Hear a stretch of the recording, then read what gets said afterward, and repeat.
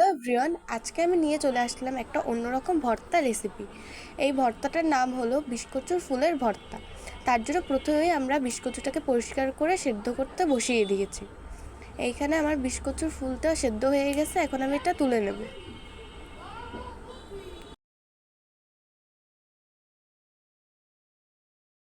এখন একটা কড়াইয়ের ভিতরে শুকনা মরিচ, কালো জিরা, ধনিয়া আমি ভালোভাবে টেলে নেব।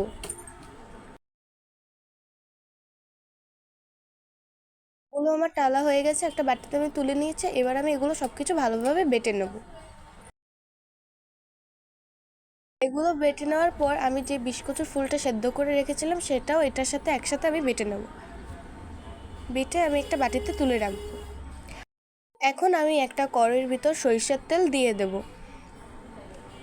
সরিষার তেল দিয়ে আমি এই মিশ্রণটি দিয়ে দেবো। এখন মিশ্রণটা দিয়ে আমি এটা বেশ কিছুক্ষণ টানাবো এবং আমি এখানে সামান্য পরিমাণ অনুযায়ী লবণ দিয়েছি।